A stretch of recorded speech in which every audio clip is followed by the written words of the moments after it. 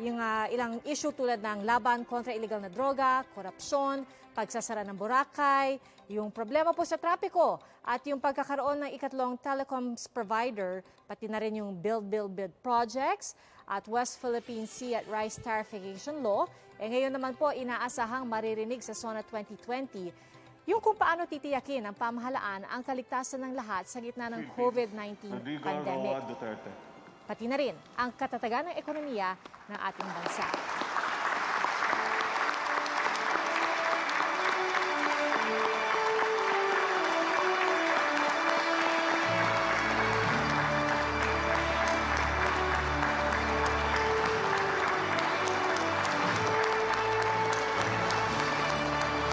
Please rise for the nation's prayer.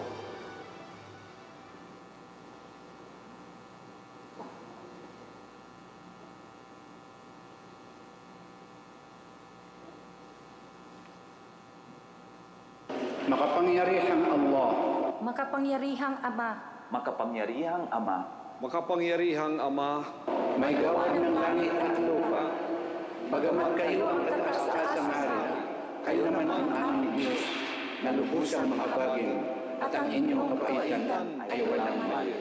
buong pagpapakumbaba kaming lumalapit at humihingi ng inyong kapatawaran sa aming mga pagkakasala sa isa't isa, sa aming pagwawalang bahala, sa kalikasan at sa iba pa ninyong mga nilikha.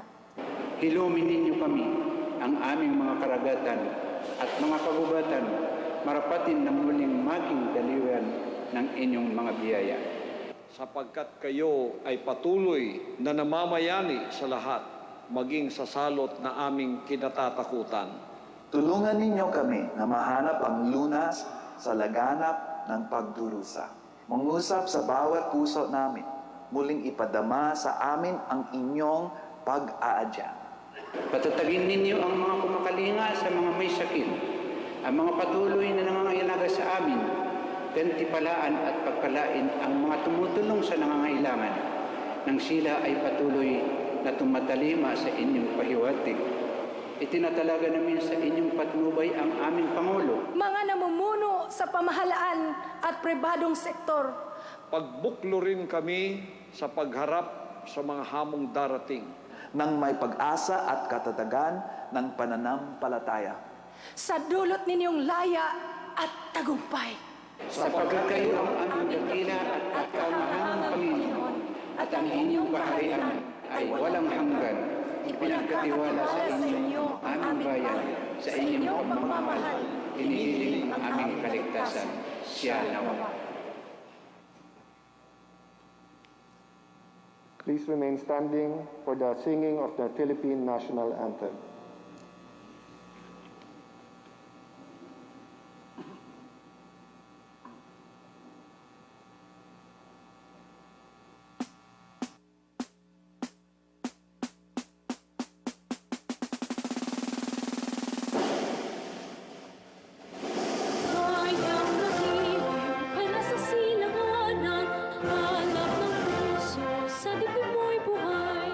Lupang inirang, tuwing ka nang magiting sa mandulubling. Di ka masisiin sa dagat at bundok, sa simoy at sa langit ng bundok.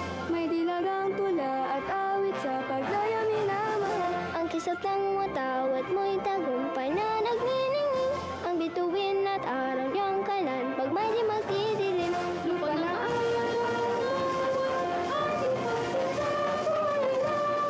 Sabi ng mo, ang ligaya ng pagmamangin, ang tunay ng ngayon sa'yo.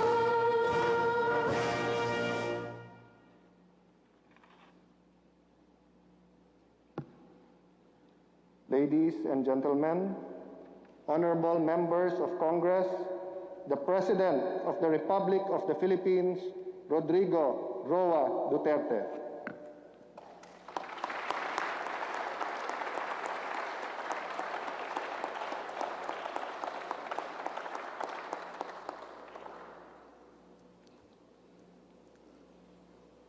Kindly.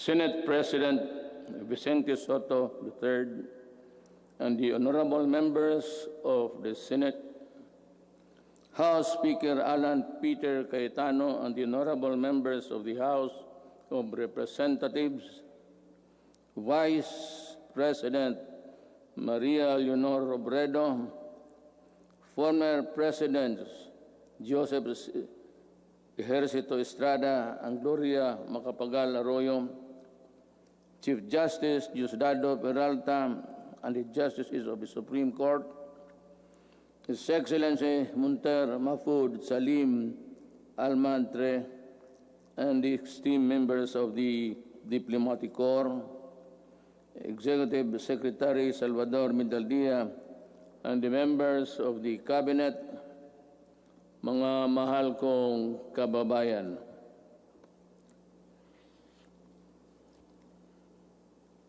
We live in a troubled time.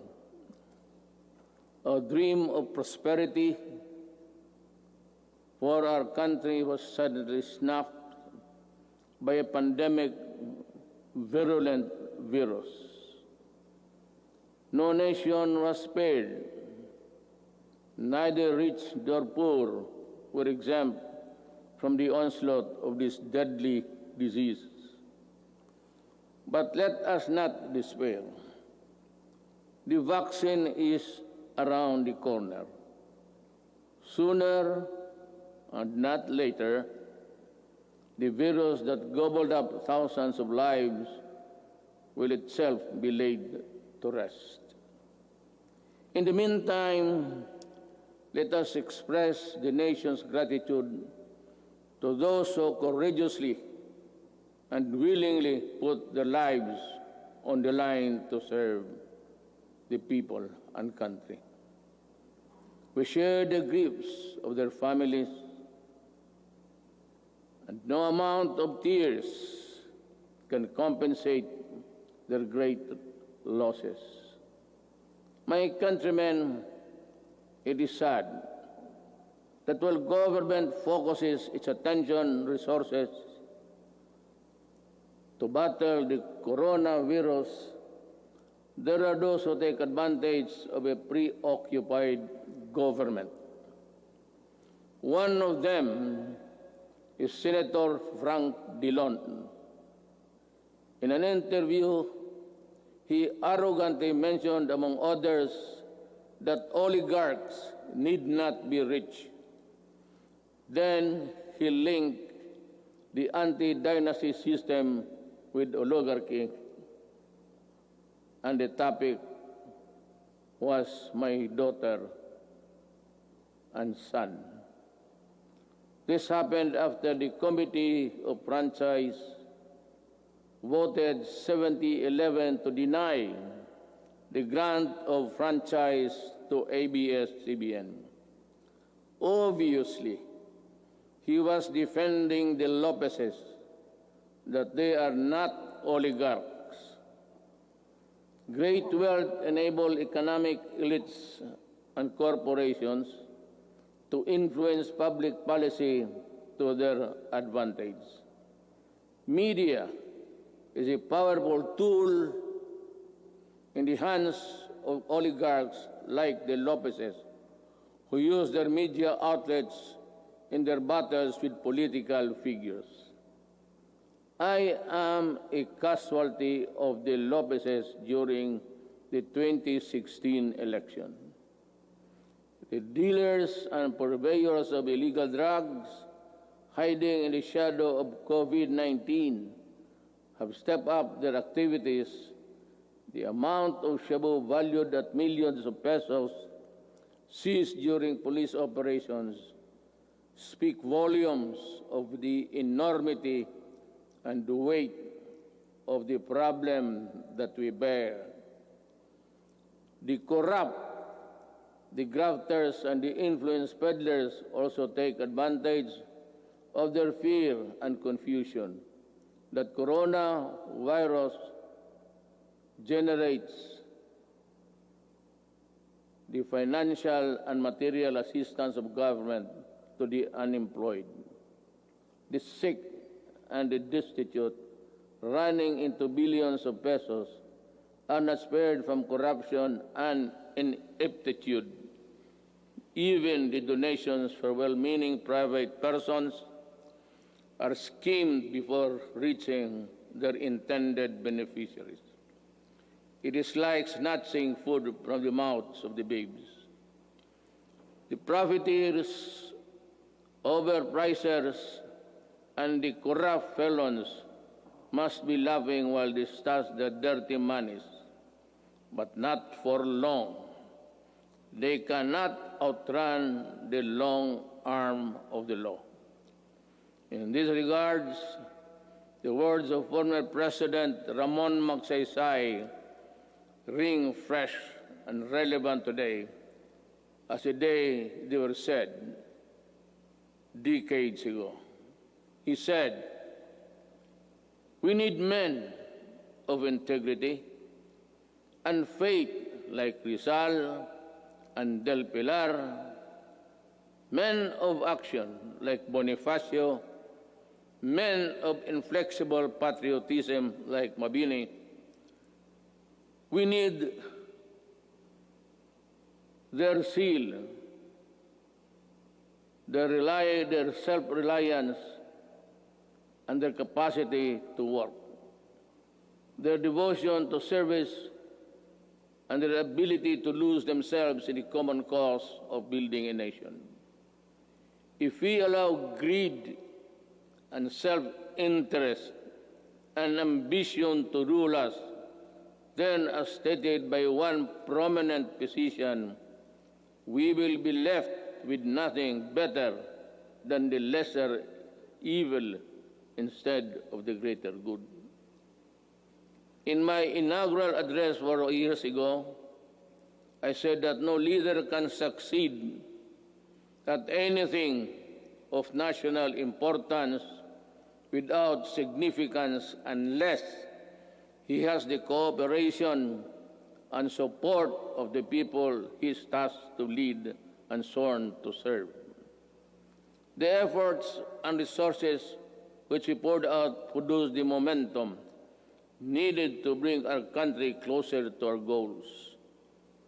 Suffice it to say, we made significant strides over time.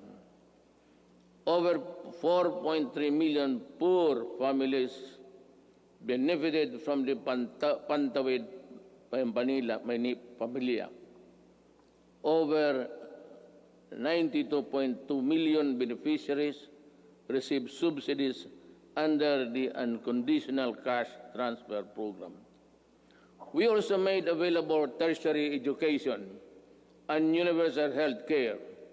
Public utility drivers were given assistance to the Pantawid Pasada program. There are complaints that some drivers did not receive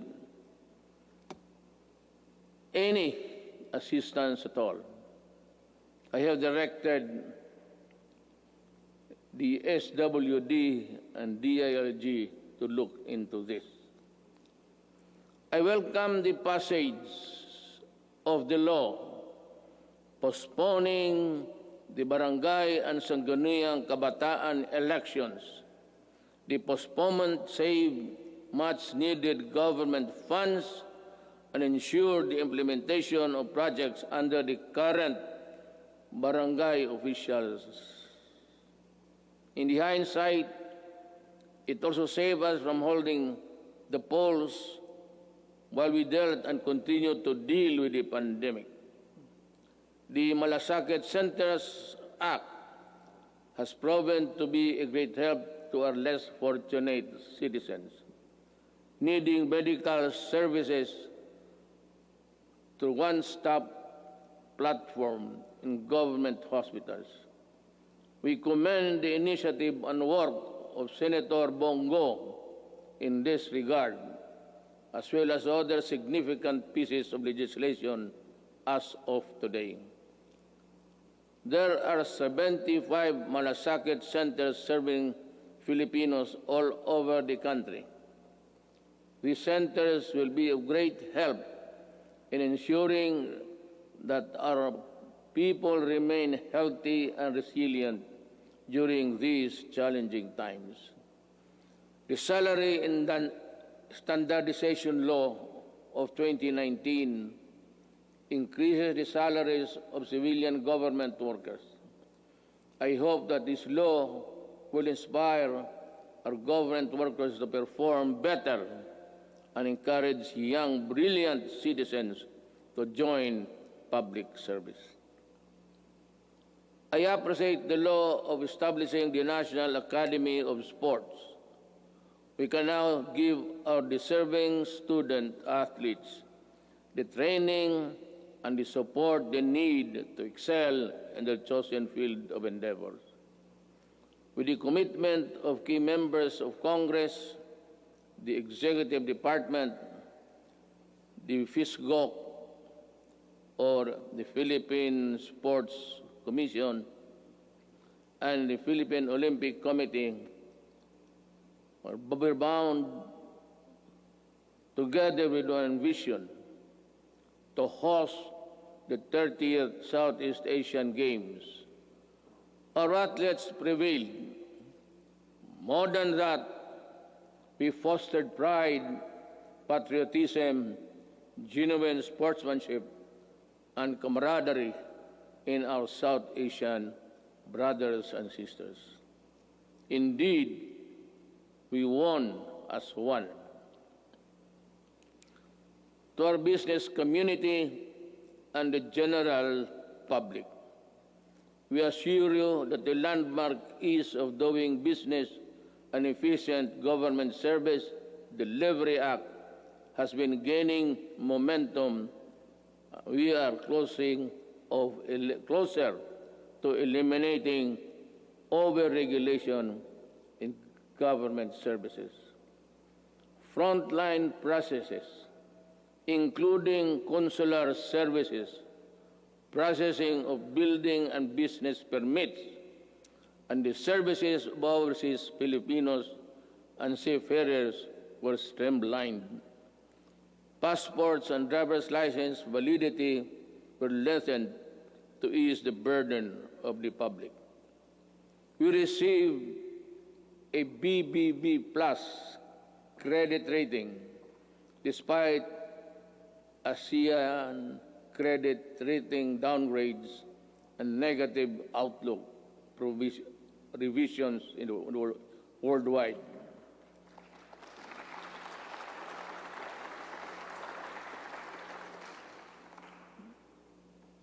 The Japan Credit Rating Agency upgraded us from BBB plus to A minus last month.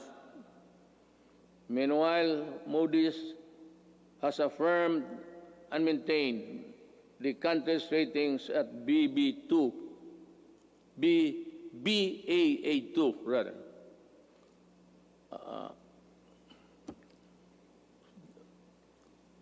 To understand, because with the light I have mine eyesight is not as good as new. Our fiscal position is strong, our economic fiscal management prudent, and our banking system robust.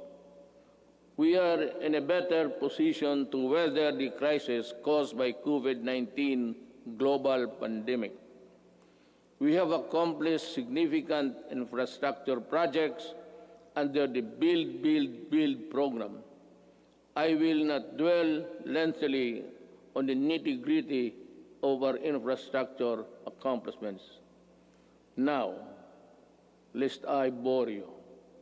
Instead, we will release a comprehensive written report of our collective milestones and the details of accomplishments that remind us that perseverance, patience, determination will help us move forward even in the most difficult times.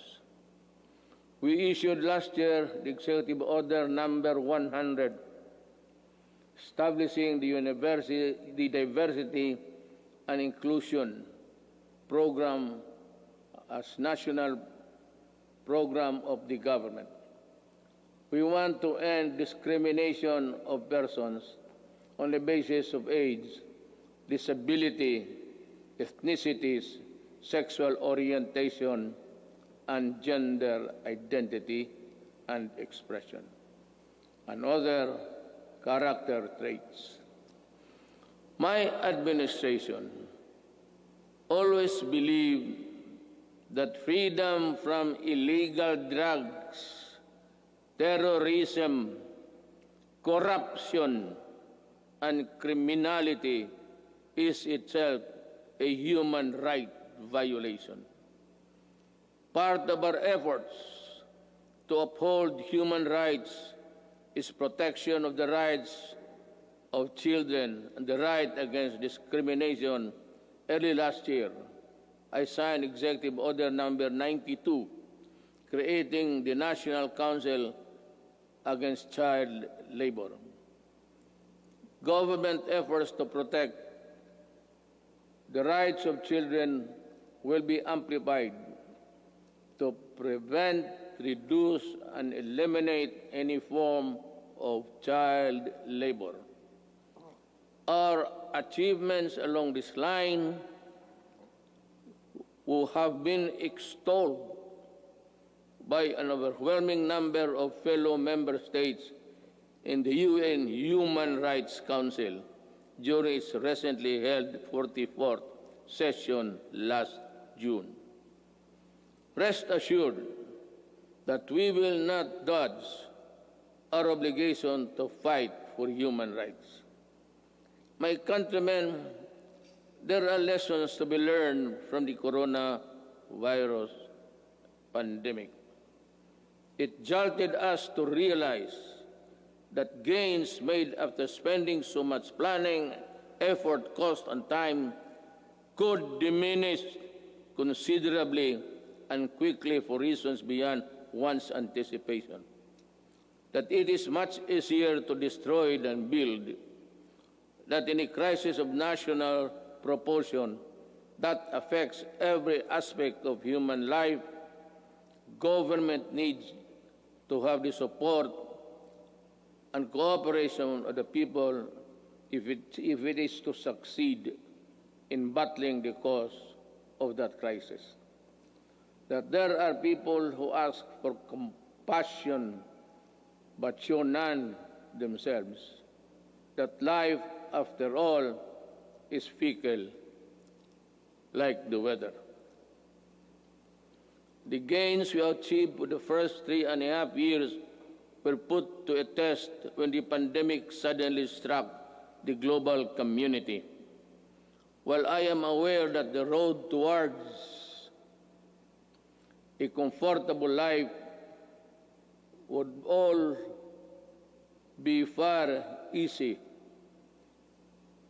if the pandemic had not occurred, and around the rest of the world we suffered.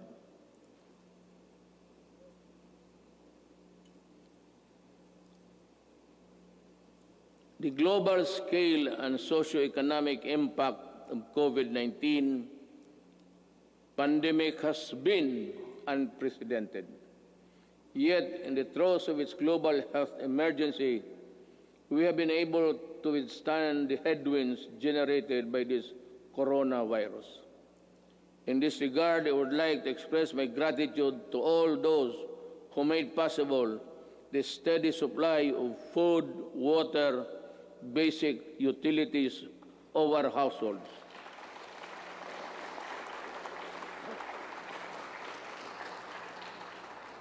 And the provisions of basic social services and financial assistance to our people.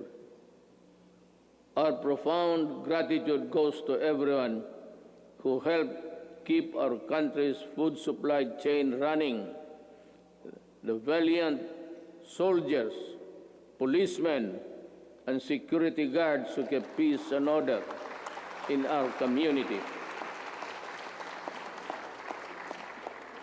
The dedicated personnel who kept our essential establishment operational. You showed us kindness and selflessness. You gave us strength, you risked your own lives to serve the greater good in keeping the Filipino spirit of bayanihan.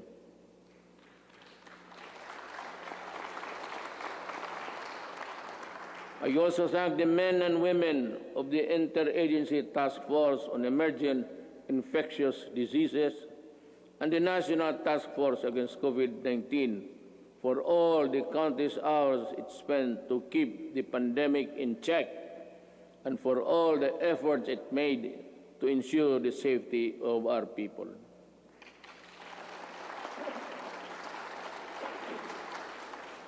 Let me also recognize the efforts of the local government units that step up and initiated their own response measures to contain effects of COVID-19 and its impact to their constituents have been impact to its constituents. The shadow says it's a period there. I know exactly the difficulties you are undergoing. I pray that the officials of each LGU in our country, from the barangay to the autonomous regions, would set aside partisan politics and selfish interests to do what is right and good for all. Likewise,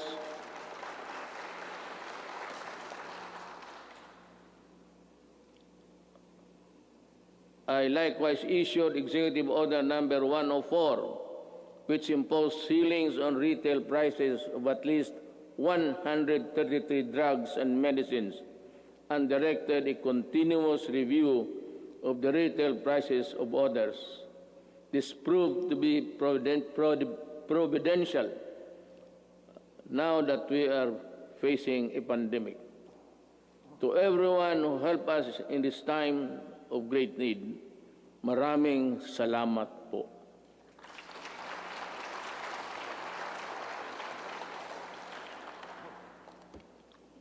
Let me say that the strength of a nation rests in the hands of the people acting as one with government. In the pursuit of common goals and objectives, when the pandemic struck, I decided to prioritize life over other considerations according to experts. The intervention that the government had put in place prevented as much as 1.3 to 3.5 million infections. To me, even if the numbers were much lower, it would still be and would have been worth the sacrifice we made. Buhay muna bago lahat. We initially encountered difficulties ramping up our testing capacity. We now have 93 accredited testing laboratories nationwide, and we are aiming to conduct 1.4 million tests by end of July and ensure a quick turnaround time of 48 to 72 hours. Under the Social Amelioration Program, we allotted 2.5 billion or to 2.5 billion for poor and low-income households who were affected during this pandemic, who thrive on a no-work, no-pay arrangement. Admittedly, our implementation of the Social Amelioration Program was not perfect, and some opportunists turned crisis into opportunity. We will catch up with you sooner than you think. We came up with the COVID-19 Adjustment Measures Program, extended financial assistance to over 650,000 affected individuals in the formal sector. 110 OFWs abroad and almost 83,000 repatriated OFWs were also provided temporary wage employment to displace marginal workers through the TUPAD project. Our indigent senior citizens were also provided with a stipend for the rest of the semester of the year current year. This health emergency stretched government's resources to its limits. In response to the Office of the President, worked closely with Congress for the quick passage of the Bayanihan to Heal as One Act. May I again reiterate my thanks to you, the men and women of Congress, for the effort you invested in passing that law. I hope that we can get some or the same treatment of clarity, purpose, and the fastness to support the passage of the Bayanihan Recover to Act as One, which is supplement funds for recovery and response against the impact of COVID-19 pandemic. We must facilitate the country's economic recovery. I call on Congress to fast-track the passage of the proposed measure, such as the Corporate Recovery and Tax Incentives Enterprises or CREATE Act. This immediately cuts the corporate income levy from the current 30 to 25% and give government flexibility to grant a combination of fiscal and non-fiscal incentives, among others. The Financial Institutions Strategic Transfer, or First Act, will set up mechanisms allowing banks and other financial institutions to dispose of and transfer non-performing assets and loans to asset management companies similar to the special purpose vehicles.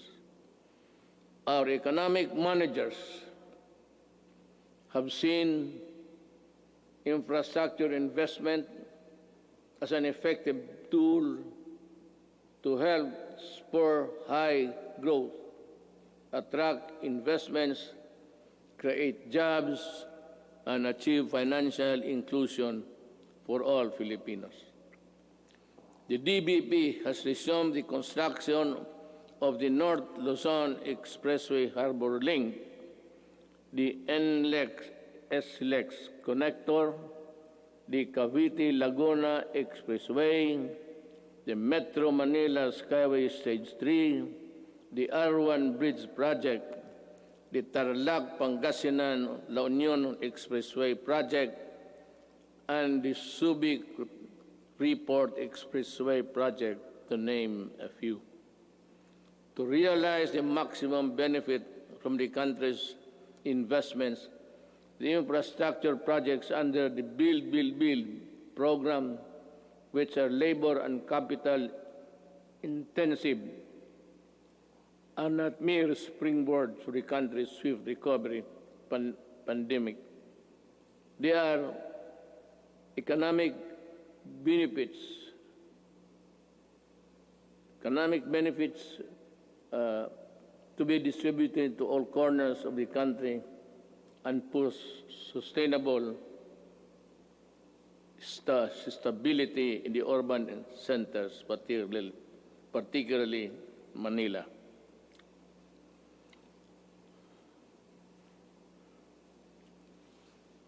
The TESTA launched online mode of livelihood and skills training. There are 71 free online training to help upskill trainees for the right opportunities. I asked TESDA to come up with special training programs to retool our OFWs so they can find employment opportunities here and at home. I am also calling on the CHED for scholarship programs for the qualified dependents of our OFW. I direct the Department of Agriculture and DTI to come up with the agribusiness and entrepreneurship projects to help displaced OFWs rebuild their livelihood.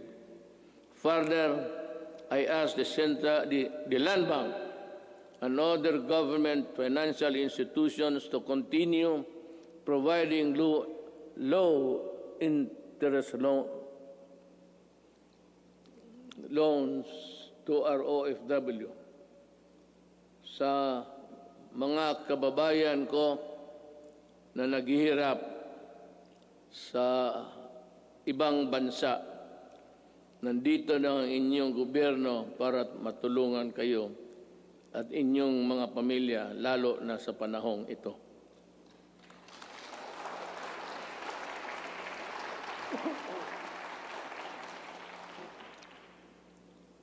The government will intensify its efforts to help businesses, especially micro, small, and medium enterprises, or MSMEs, by providing responsive government assistance and services capitalization and business operation support as we adapt to the next normal. Nananawagan po ako sa ating mga lessors. Nananawagan po ako sa ating mga lessors. Malasakit at bayanihan po ang sana ang ipairalin natin ngayon. This is not the time to drive away laces. During normal times, they were the primary source of your income stream. Now, it's time to be fair and compassionate. Come up with an amenable arrangement with your tenants. Huwag po natin silang pagtabuyan, tanggalin ang tubig, kuryente at bubong. Commercial establishments are requested to give grace periods to allow deferment of payments, especially for MSMEs that were forced to close down during the quarantine period. Let us help them recover.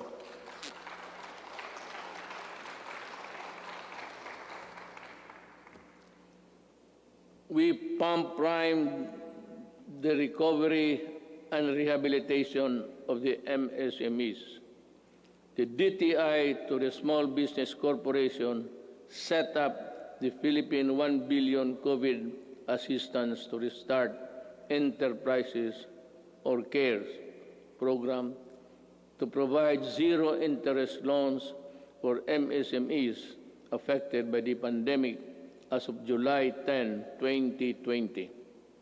Over 2,600 loans applications worth more than 182.5 million have been approved. We are optimistic that this initiative will help our MSMEs stabilize and recover from their losses. I also enjoin the Bangko Sentral ng Pilipinas and the banks operating in the country to provide regulatory relief for our MSMEs and allow loan payment extension without incurring penalties and charges.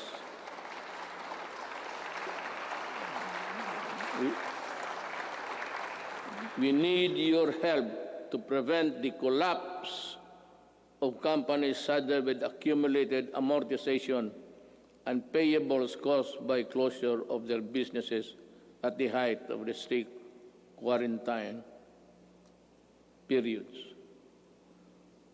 As we embark on this effort towards inclusive recovery, we should acknowledge that all forms of government support will go to naught if the new MSMEs do not thrive because of lack of consumer support. Ito ang panahon para suportahan natin ang ating mga kababayan na nagnegosyo at gumawa ng mga produktong sariling atin. In the same manner, in tourism and recreation industries, which are among the hardest hit by the pandemic, count on our full support while we slowly try to put the fun back in your local travels. The national government agencies and LGUs must harmonize their policies to boost tourism, ensuring everyone's well-being. We enjoin our people to help boost the economy by traveling locally.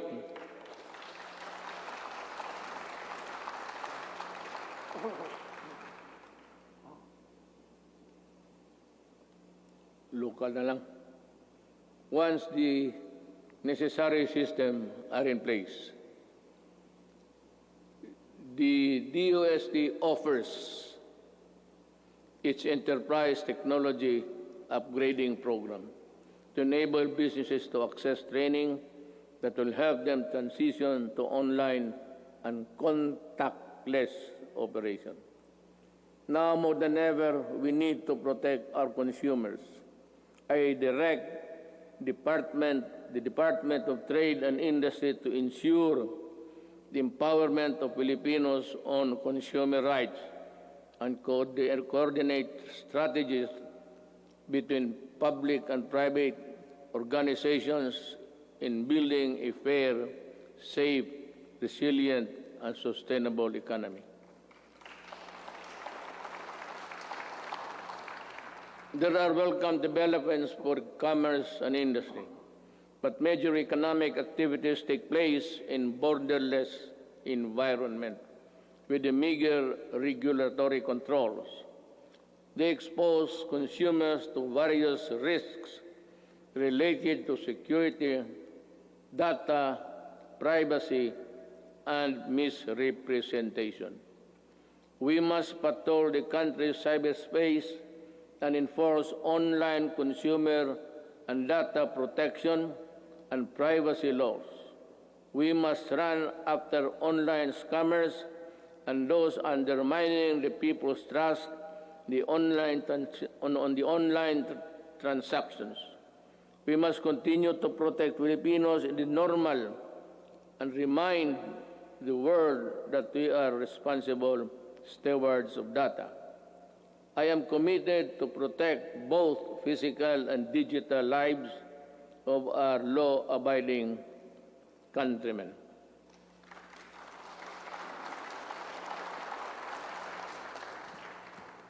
The national government shall lead the way in our transition to online systems.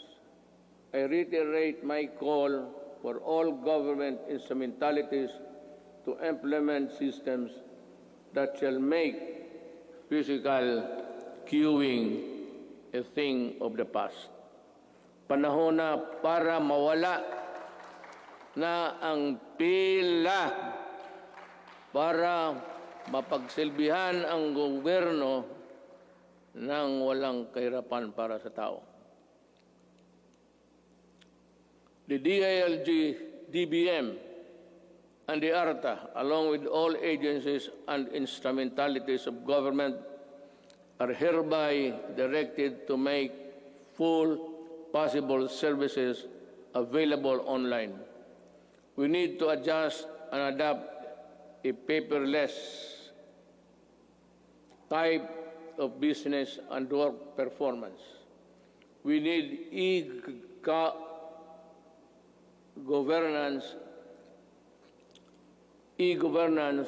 our people with the services they need and the comfort of their homes in the workplaces. It will enable us our bureaucracy to better transition into the new normal and cut red and minimize red tape. until the COVID-19 vaccine is available, I will not allow the traditional face-to-face teaching or learning unless the risk of exposure to the sickness are eliminated. I cannot and will not put to rest the health and lives of our students and teachers.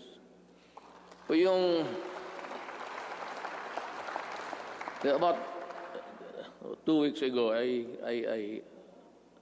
I seem to have said that I would allow the face-to-face classes to resume. But we were talking actually of January, because my thinking is that by September, we would have the vaccine. How to get it from the producers or from other governments is really something which we have to deal with, because everyone, it's a global need, and everyone will go for it. But let me just mention it in passing that about 4 days ago, I made a plea to President Xi Jinping that if they have the vaccine, can they allow us to be one of the first, or if it's needed, if we have to buy it, that we will be granted credit so that we can normalize as fast as possible. Life that is lost is lost forever. Courses that are not substantial can be supplemented. Education that is delayed can be recovered. We must implement online learning, modular learning, and TV and radio-based broadcasts, which students coming from different backgrounds can avail. DepEd will provide the printed modules for those who cannot afford online learning. In support of the Learning Continuity Program through blended learning, we plan to increase the number of schools with ICT equipment in the coming months. The DepEd and the DITC are building up the public education network or PEN that will connect all public schools and DepEd offices nationwide. We will prioritize the connection of all last-mile schools and those with no electricity supply can have it via satellite and energized via solar panels. By 2022, before I step down, the PEN shall be realized.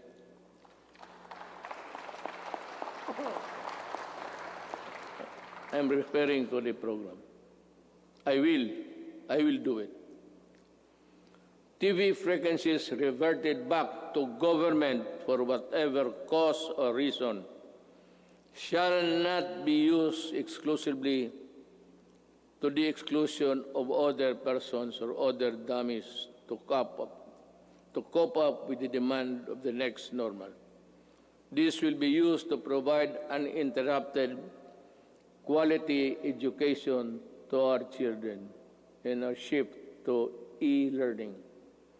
I am directing Secretary Guevara, Secretary De La Peña, and Secretary Onasan, in collaboration with Secretary Briones and Secretary Abisado, together with Secretary Dominguez, to come up with an integrated program and implementation mechanism to ensure that these TV frequencies are fully utilized by government to the facilities of the PTB4 for the utmost benefit of the Filipino people.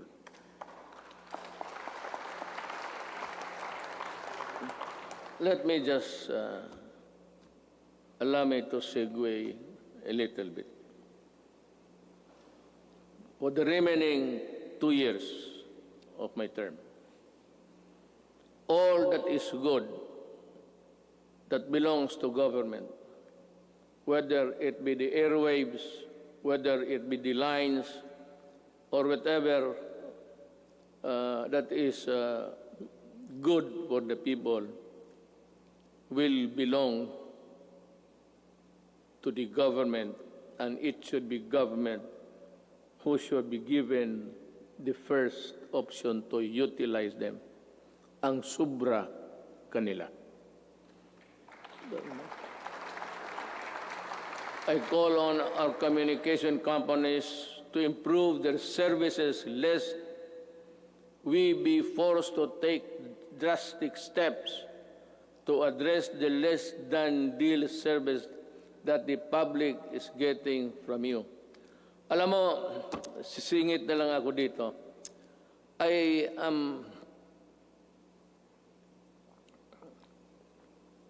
sometimes you are government pictured to be weak and incompetent because we cannot really force our mandate.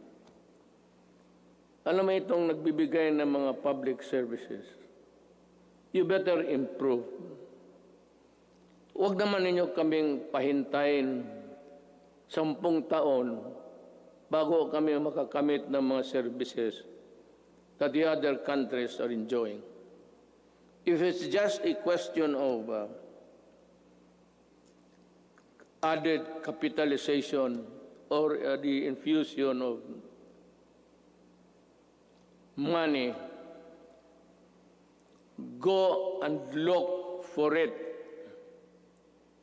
Maghanap kayo, because if you are not ready to improve,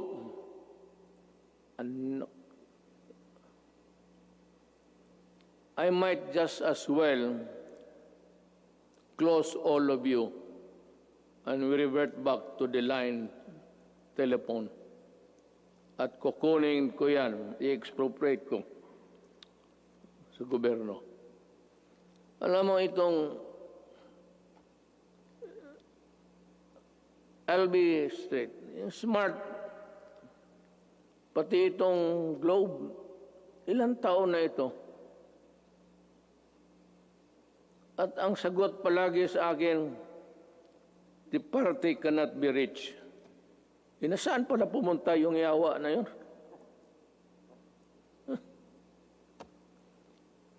Kung ganun lang naman ibigay ninyo sa amin, we are a republic, a sovereign country.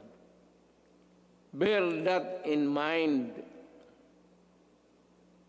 because the patience of the Filipino people is reaching its limit.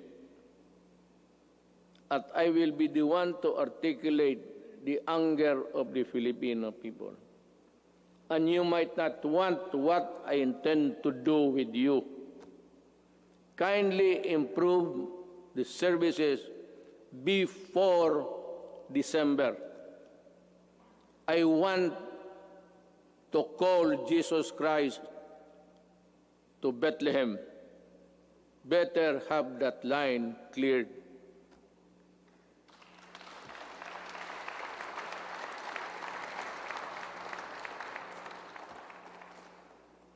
Alam sa totoo ng adre na po, ano ako sa inyo. I have been a citizen of this country and parang nilalaro lang ninyong, kayong may pera. Puta. May pera kayo, negosyo kayo. Wala kayong pera, putang, umalis kayo dito. You give us half deals, half cooked transactions, lousy service. Tapos ang tao nagbabayad. Tell us now if you cannot really improve on it, because I will work by December. I have 2 years. The next 2 years will be spent improving the telecommunications of this country without you. I will find a way. I will talk to Congress and find a way how to do it.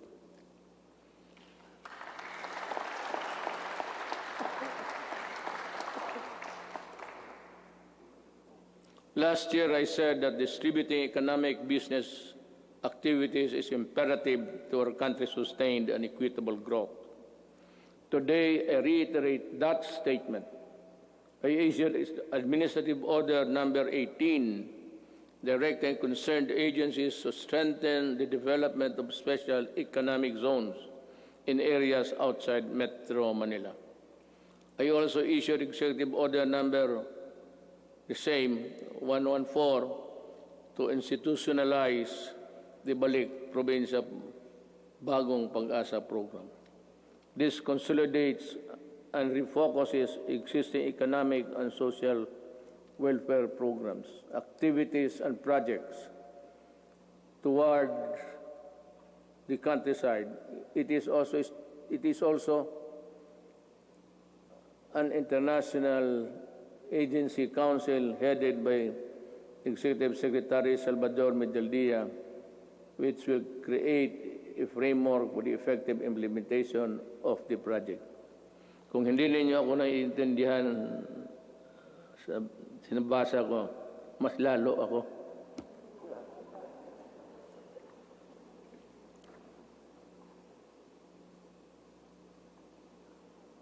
In 2021, we aim to increase access to healthcare services by continuously hiring and deploying more than 20,000 health professionals.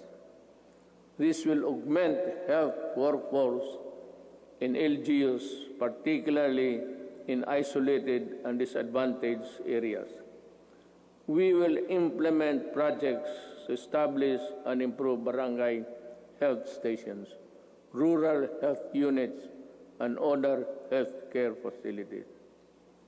And we will need to address internal security.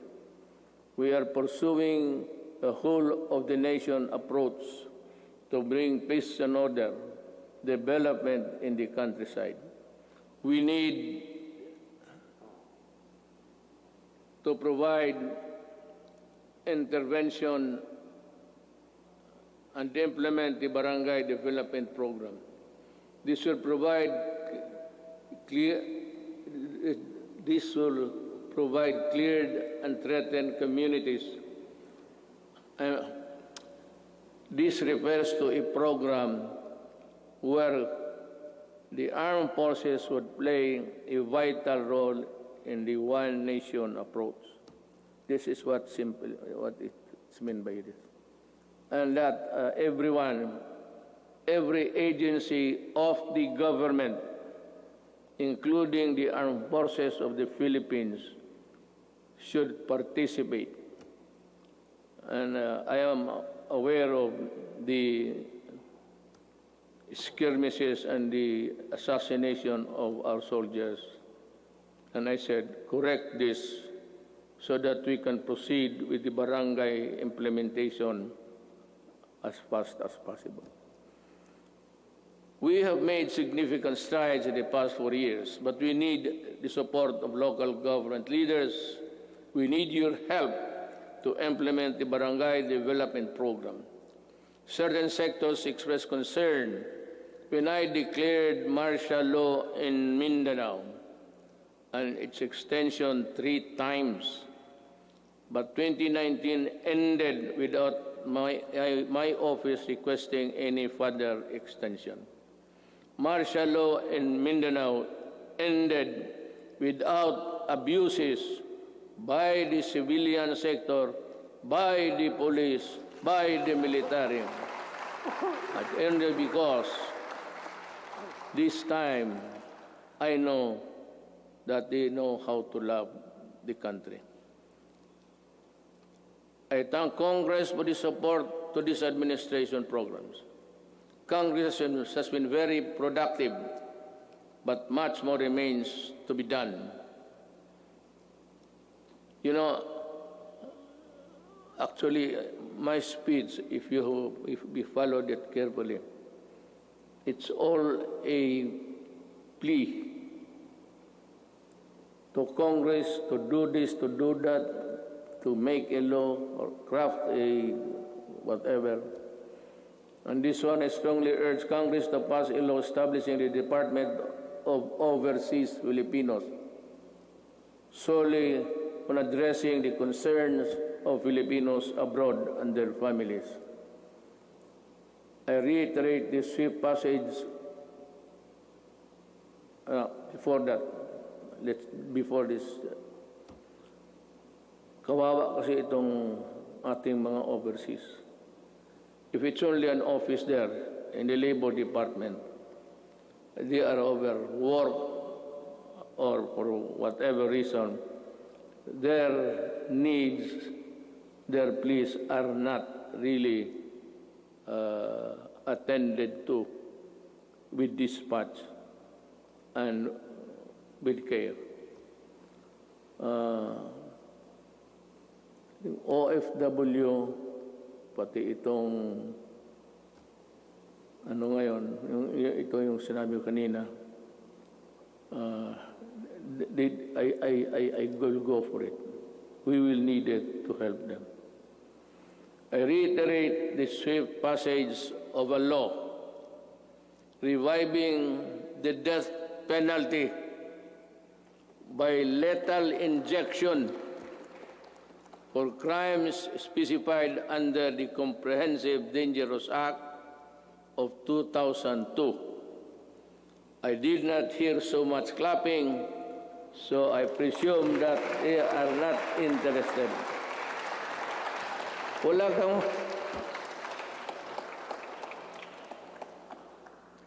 Someday I'll tell you the story of what happened to the Philippines. Hindi ngayon. But when sabihin ko sa inyo ang totoo, bakit nagaganito yung droga ng Pilipinas?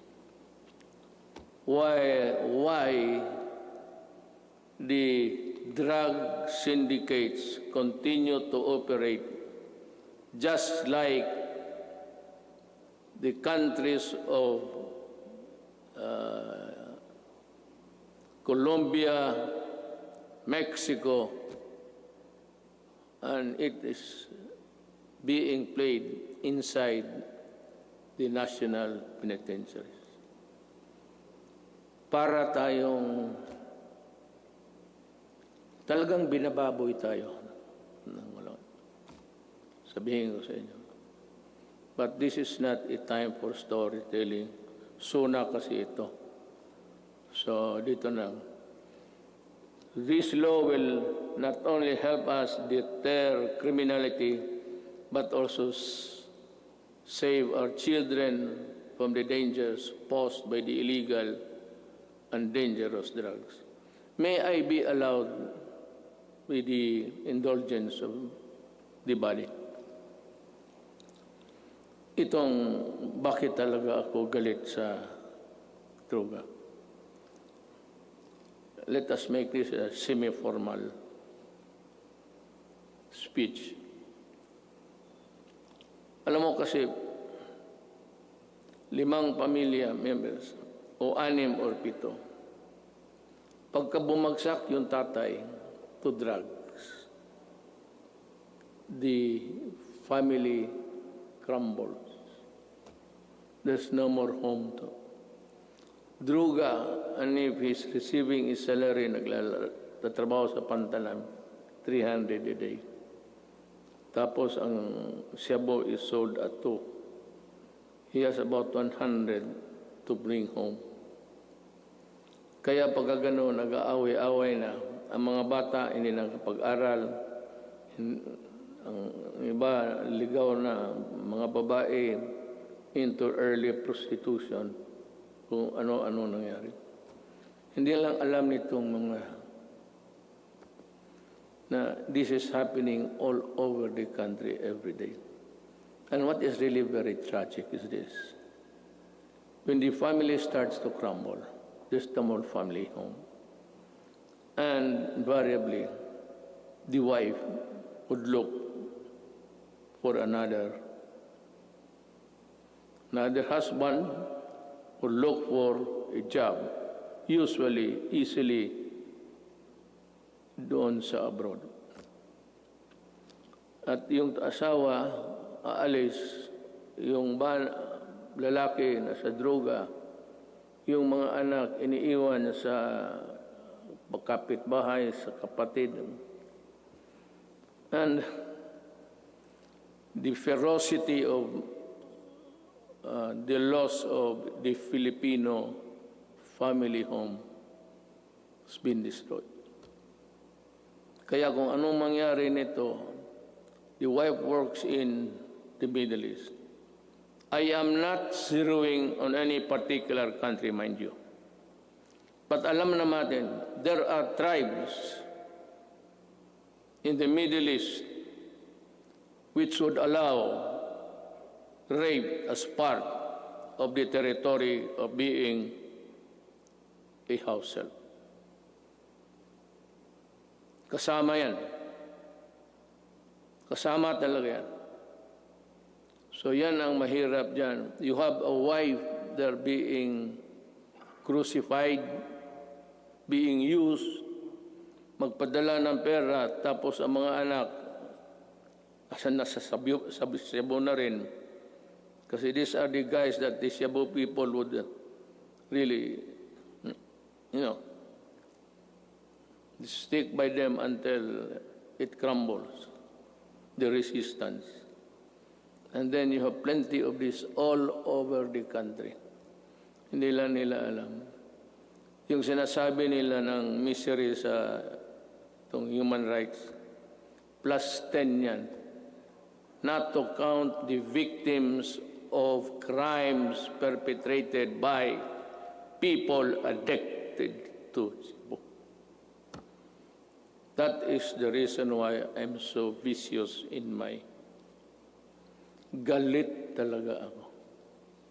Kasi nilalaroan tayo. Well, I don't know. Any other president might, pero ako ayaw kong lalaroan ng Pilipino. Do not do it in my country because I will really kill you. That is a commitment. Owning safe, decent, and affordable housing is every Filipino's dream. But the housing market remains inaccessible to most of our countrymen. I renew my call for Congress to pass the National Housing Development Bill and the Rental Housing Subsidy Bill. These will enable all Filipinos, regardless of social status, to live in decent homes where their families can lead meaningful lives. I also call on Congress to amend Republic Act number 10912 for the Continuing Professional Development Act of 2016. In this time of great pandemic and forthcoming reconstruction, requiring professionals to undergo seminars is burdensome and not realistic. This must end. Ito pang isa. May mga profession.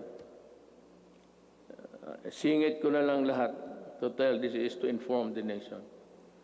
May mga profession na they would require, I think it's the nicest, they would require them to come to Manila to retrain and for another round of expenses.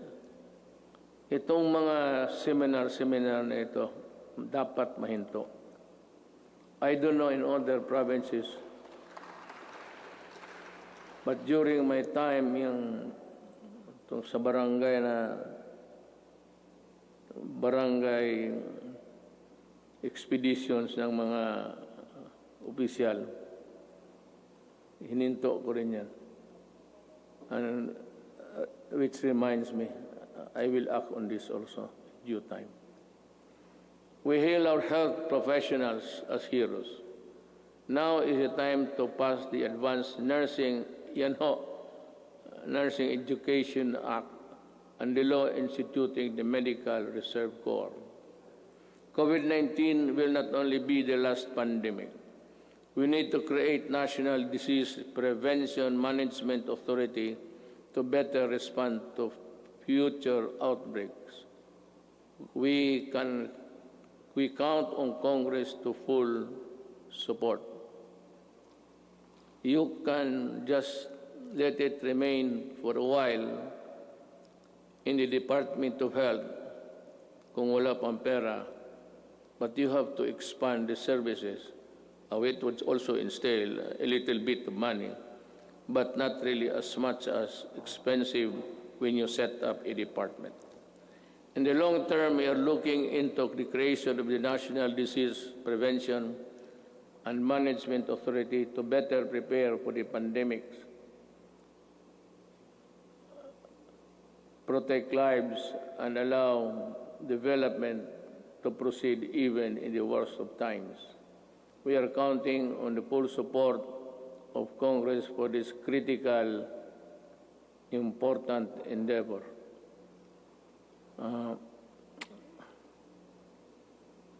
I don't know, but I leave it to Congress to really. It's another department. There seems that it could be a multi-layer, redundant thing between the health and the proposed department. I call on Congress to prioritize the passage of a law for the unified system of separation, retirement, and pension, and of the military and uniformed personnel, without, however, diminishing the benefits that our uniformed personnel are entitled to under existing laws. There is a need to adjust the pension system, which will be applicable only to the newly hired uniformed personnel, so as not to cause a ballooning effect against the budget of the military in the years to come, and yet maintain the pension benefits those already in service under the present law. This issue needs a solution now. Umpisa natin ngayon para hindi na maging problema sa sunod na mga taon.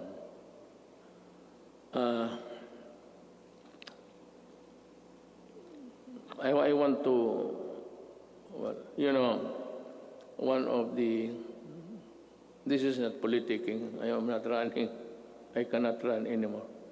Yung dinoble ko yung sweldo ng police pati army, it was really a clarion call para for them also to have a decent life, and that they're able to get the things which ordinarily cannot be reached by any government employee. Ang akin doon is yung corruption. That maybe it might be a vain attempt, but maybe dagdagan ng sweldo para it would be a hedge against corruption. We must also modernize the Bureau of Fire Protection and the Bureau of Immigration with urgency. Alam mo, sa Davao, and if you go there, I can show you, one of the serviceable trucks, fire trucks, that we have in the city of Davao. Of course, ang city meron ng sarili aside from the Bureau of Fire, which is really national. Meron yung Bureau of Fire, would you believe it, serviceable still. Ang pangalan ng truck is Studebaker.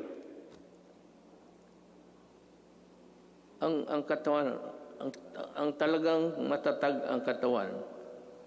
Kaya ang makina isuso. Pero okay pa rin. It can put out. But totoo. This is how this Bureau of Fire issue medyo na overlook natin ng matagal. I emphasize the creation of the Department of Disaster Resilience and our people's safety, which cannot be delegated to any council or commission. Equally important is the establishment of evacuation center in every city, province, municipality throughout the country.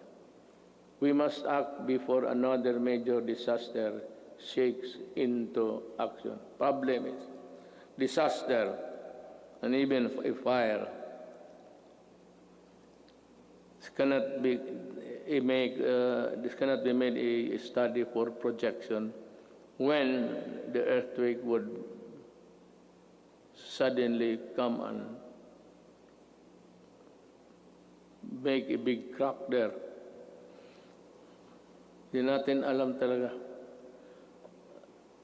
Ang ibig kong sabihin, this will require more than just one brainwork kung paano talaga itong how to prevent or avoid disaster. It would be, by the way, just before starting, I was tempted to say it, pero baka magtindigan kayo. It will be all right for me if Bongo will just stay. Wala akong problema. Kasi sabi ko na this piece of speech of mine would be one of the longest sonas that I will deliver. Nakita ko yung page pagbigay sa akin. Yung ibang input akin. Pati yung iba lahat. Ang nangyari po, binalik ko sa kanila. Make it short. Pagbalik sa akin, mas makapal na. Ako, nandyan na ngayon. Ito na ngayon.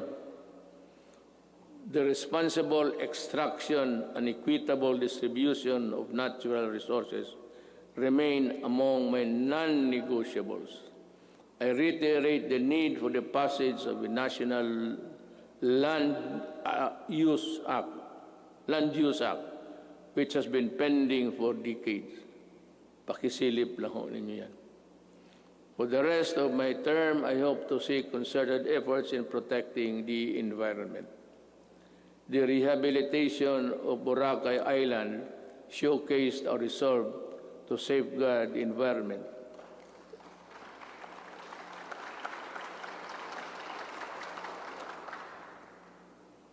Boracay is doing well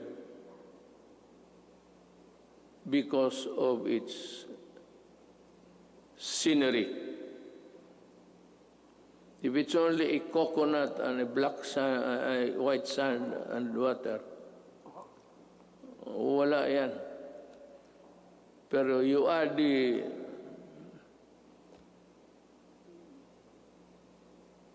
visitors there, then it becomes a very tempting destination. We have seen remarkable emergence of the island back to its former glory. I want this sustained. I ask Congress to enact a law creating, importante ito, the Boracay Island Authority, or BIDA. We need it. I cannot stress enough the importance of agriculture. The growth of our economy depends on a robust agricultural sector.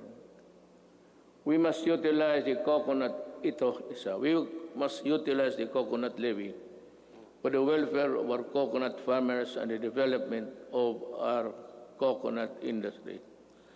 I urge everybody, both of the executive department, pati ito, that ito yung pera na nakuha doon sa sequester. And itong perang malaking ito, gagamitin ito for the welfare of the farmers. The problem is, we can no longer trace who are the farmers of yesterday. Marcos is a distant star. We do not know. Ako alam ko because we had a little piece also that was covered by the land reform. Hindi na natin malaman kung sino ang may-ari. So I think Congress should look again and try to sort out how best the money can be utilized. I will not make any suggestion, but I leave it to Congress to decide what to do with it. I once again urge both houses of Congress to pass a version of the bill establishing the Coconut Farmers Trust Fund. Tulungan natin ang ating mga magsasaka pagka hindi mawawala yung pera, bilyon yan. Diyos ko po. Well, anyway, we have learned so many lessons along the way. I am also requesting Congress to pass the Rural, Agricultural, and Fisheries Development Financing System Act. We aim to provide adequate, accessible, and affordable food for every Filipino through the Plant program. After the build, I think this is easier to achieve. A few good men, few good regional directors at DAR, and dedicated workers down below could make this thing a success. Mas madali ito kaysa build. Ito plant lang yan. It is more of how you try to convince the farmers to cooperate government for their benefit. This 66 billion agricultural stimulus package will help the agricultural and fisheries sector recover. I hope so. We need to build trust and confidence in online transactions, stronger protection on online consumers, and enabling measures for online business needed through the enactment of an Internet Transaction Act. This is very good. I thus direct the Department of Trade and Industry and other relevant agencies to work on it closely with Congress, ensuring that the provisions of the proposed bill are responsive to the needs of the consumers while promoting the growth of e-commerce in the country.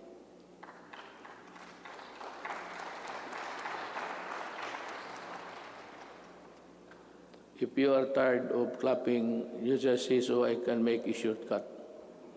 Pabilisan lang yan. On the path of better governance, we travel with other partners, both old and new, have helped bolstering the antiquated public health system, for bringing home a load of Filipinos overseas, for filling in supply gaps for crucial medical supplies and equipment and staple food. For these and many more, the Philippines thanks all friendly nations. We will never forget your kindness and your timely support. Within ASEAN and beyond the Philippines, we will continue to work with partners to address global perils and ramp up cooperation to secure for our peoples greater peace, progress, and prosperity. The Filipino nation claims its rightful place in a community of sovereign states. Thus, we will continue to pursue an independent foreign policy. Let me be very clear about this. May I cut my prepared speech? Alam mo, I read a little over 3 weeks or last month na the Americans intends to go back to Subic.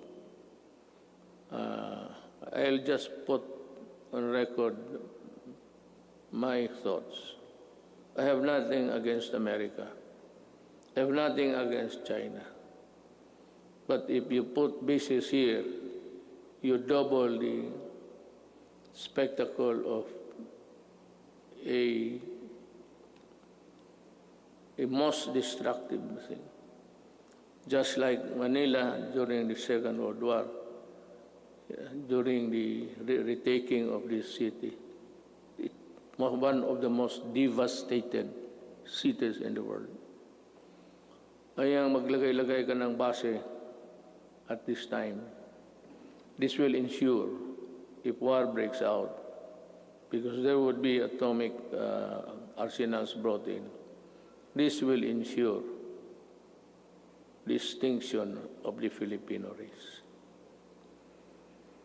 We work without fail to protect our rights in the South China Sea, neither beholden nor a pawn to anyone.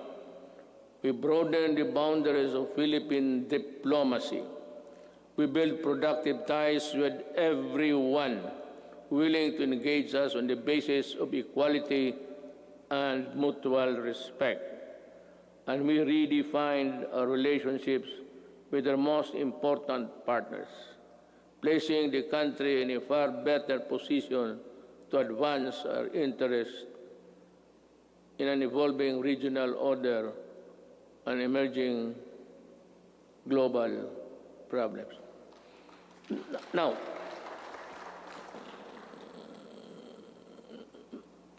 plenty of critics, both sides, claim about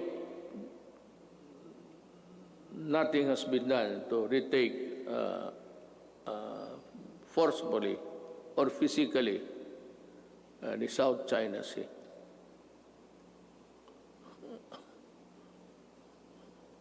Alam mo,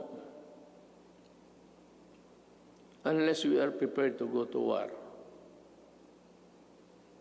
I would suggest that we better just call off and treat this, I said, with the diplomatic endeavors. China is claiming it. We are claiming it. China has the arms. We do not have it. So, it's simple as that. They are in possession of the property. You remember property, you're a lawyer, property rights. They are, it has nothing to do with the Philippine laws on property. But it's akin to, they are in possession. So what can we do? We have to go to war. And I cannot afford it. Maybe some other president can, but I cannot. Inutil ako dyan, sabihin ko sa inyo. And I'm willing to admit it. Talagang inutil ako dyan. Walang magawa. I cannot The moment I sent my Marines there at the coastal shores of Palawan, tinamaan ng cruise missile lahat yan. Hindi pa nga set sail yan eh. Sabog na. Let me see again that the victory in a global battle against COVID-19 would take longer than we expect. Everyone's cooperation is needed. I know that you have, the Filipino people, have sacrificed a lot, but we have no other choice but to work together and to do even more. I must admit that our actions have been far from perfect. Totoo yan. I admit it. And there could be improvements here and there. But all of us in government, including myself, assure you that we will not stop until we get things right and better for you. I know that many of you are worried not only about health and safety, but also about our ability to move around and ride public transportation. The depletion of your savings due to the rising cost of goods and the loss of your incomes due to uncertainties in your jobs and livelihood, I assure you that your government will address squarely these problems and challenges to overcome them and proceed to a new normal. Marami ho talagang mawawalaan ng those for a middle income. They buy a car on installment basis. If you cannot keep up with the amortization, you lose it. You lose the car. And you are forced to ride on public utilities. Concomitantly, didiretso rin itong mga kriminal na rarami at crimes will increase. But let me assure you, for as long as I am president, there can never be a runaway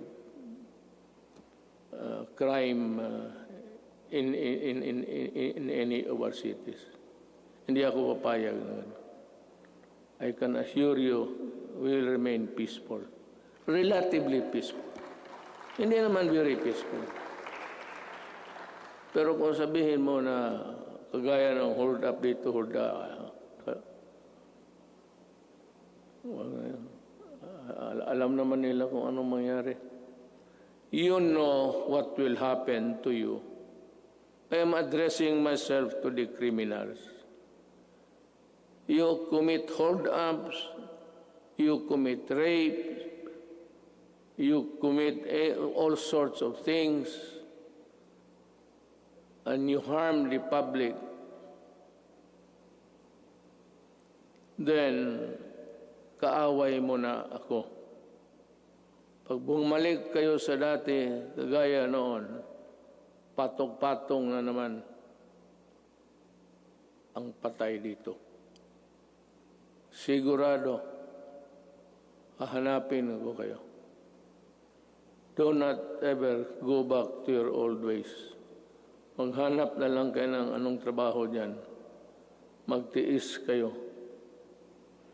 To open up the economy to pre-COVID-19 levels at this time is not an option because whatever good it can produce will only be gobbled up or be outweighed by the bad it will generate sometimes. Haste makes waste. The recent upsurge of infection, when you open little windows of resumption of business, is proof of that. I am happy that I have talked to you today. You know, in other places, they opened up too early, too soon. America is one. China Well, fortunately, it was arrested on time. China and the rest, for those who open up, and those who do not follow the protocols of at least the World Health Organization, they are suffering. And they have at least 140 deaths. And America, kukulang sila lahat. No nation on earth was really prepared for COVID. No amount of preparation, because that kind of microbes visits about once every 100 years. Wala man yung mga tatay natin. What they suffered was Second World War.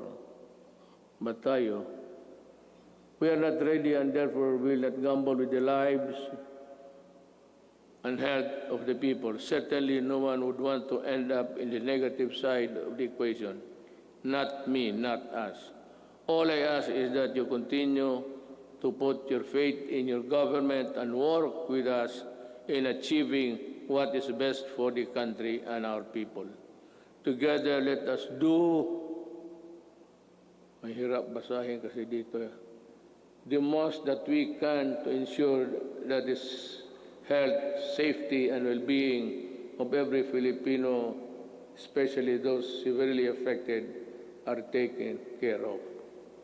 Together, we shall fight this pandemic with the same fervor as our campaign against illegal drugs, criminality, insurgency, and corruption in high places, and entrenched parochial interests. As a government worker, I am addressing each and every Filipino that the government cannot do this without your help. More than ever, we need to reinvigorate the deep-seated Filipino spirit of pakisama and malasakit within each and every one of us. We are being tested as a people and as a nation. Worse times loom ahead.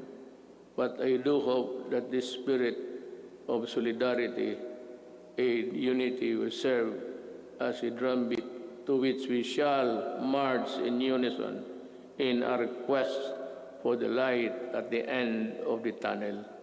I appeal to each and every Filipino, let us take care of one another. Ito ang panahon para magtulungan, hindi panahon para mamang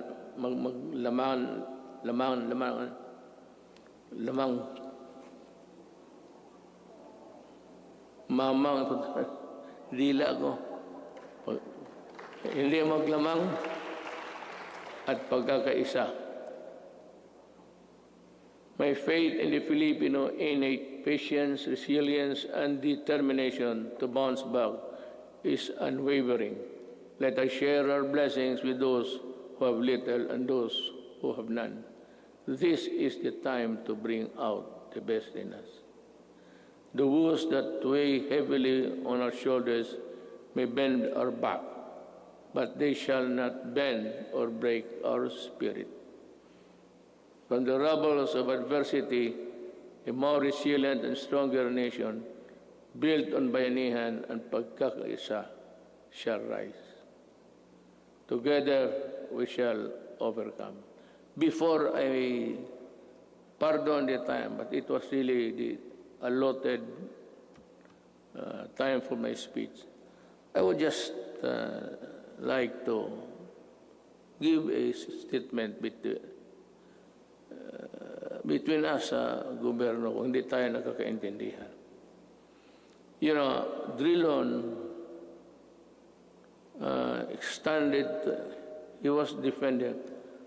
I would like to ask Drilon, were you a part of ACRA when this contract of Ayala Water was being drafted? And why are you fumigating? Bakit kasi ikaw lang ang galit? Nasabi mo na dynasty. You are a hypocrite. You know that you cannot pass an anti-dynasty law. Ikaw nandyan sa Congress, ikaw ang mauna dito. But to take it against me for protecting my country is something which I really resent. Alam mo, you describe using the dictionary the synonym ng mga oligarchy, kung ano. Then you proceeded to characterize everyone, every name, and then said that oligarchy is not bad at all, because not all oligarchies are bad. True, but ito, to my countrymen, the oligarchy that exists in this country is the oligarchy that existed during the Spanish time. And the Spanish lands and the friar lands and all the benefits that were passed on to the insulares who did not go back to Spain or to the Spaniards and into their... But that was long ago. It has been forgotten. This is the oligarchy that controls the Philippines by what? By taking control of the water and the electricity and power. Yan ang oligarchy mo, Drilon. Wala nang oligarchy dito except that they have control. Look at how can you now craft a new contract? Because I would insist that you pay the billions and billions that you collected. For example, water treatment. Oh, nandyan sa kontrata. It's in the billing. They've been collected. Since 1997. Ilang bilyon na nga wala ni isa. Not even a faucet was built for a water treatment facility. Yan ang mahirap sa... You do not protect the oligarchs here. You are the one. Ikaw lang mag-isa. And I suspect that you were also the one or help when you were there in the Accra. We do not even know ang mga abogado sa public documents. Hindi nga alam. Hindi nga alam kung nakagraduate ba o hindi. Wala. Would you think Ayala would get the services of those? Ayala got Accra. Accra did it. Ikaw galing ka doon. Most of you, more successful lawyers sa corporation. You handle big corporate. Yan ang mahirap. O, bangga tayo dito. Hinawakan ninyo eh. Hindi ka pwede kayo. Kita mo, noong nag-increase, walang tubig, pinuputol yung tubig. Ang tao, bumigay kasi hindi pwede yung tayo hindi maligo. Hindi uminom. Electricity, ayaw mag-increase.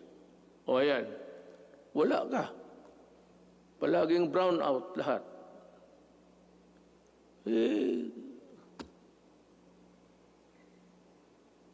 I'm sorry, but I have to say this to you. I do not like it. It's not the time for it. But since it is the time for the Sona, for people to know and people to really get the facts, then, and the right of the people to be heard. Tayo na naman ang tao magsano. Hinawakan ninyo yung tubig, pati electricity. Yun ang oligarchy. Kaya ako sinabi ko noong kumpanya, corruption is not here. Yung mga customs, maliit yan. It's there upstairs. And I was really unprovidential. Dumating yung panahon na hindi ko hiningi. Then I saw the contract. Nung nakita ko yung contract, saka yung linya na yung choice, yung linya ng it belongs to government. The best of the transmission lines, whatever, government gets it first before anybody else. Thank you. I am true.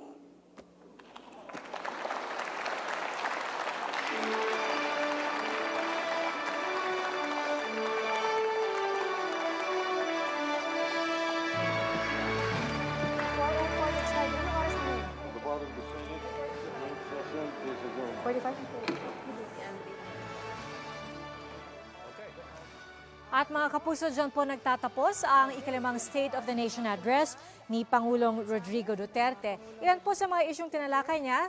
Balikan po natin unang-una yung coronavirus. Nagpasalamat si Pangulong Duterte sa lahat ng mga frontliner at nagsabing ang bakuna para rito ay nalalapit na raw ang pagdating. At katunayan daw, 4 na araw nang nakararaan, nakausap niya mismo si Chinese President Xi Jinping at sinabi niya na nakiusap siya sa Pangulo ng China na kung maaari ay unahin ang Pilipinas sa mga makakatanggap ng bakuna at nakiusap din siya na kung maaari bigyan ng credit o pautangin ang Pilipinas para makakuha ng ganitong bakuna. Pero hindi po malinaw kung ano ang naging tugon dito ni President Xi Jinping.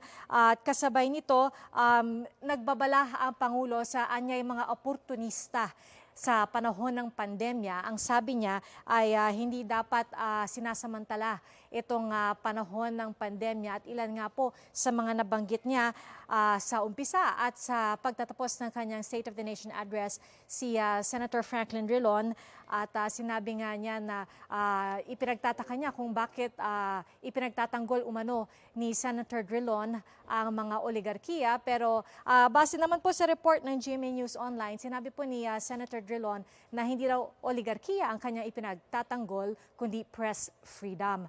At mga kapuso, mamaya po makikita po natin ang iba pang laman ng State of the Nation Address ni Pangulong Duterte. Pero sa ngayon po, para po sa mga highlight at mas malalim na pagtalakay sa ikalimang Sona ni Pangulong Duterte, tumutok po kayo sa 24 oras at mamayang gabi sa Saksi. At maraming salamat po sa inyong pagtitiwala.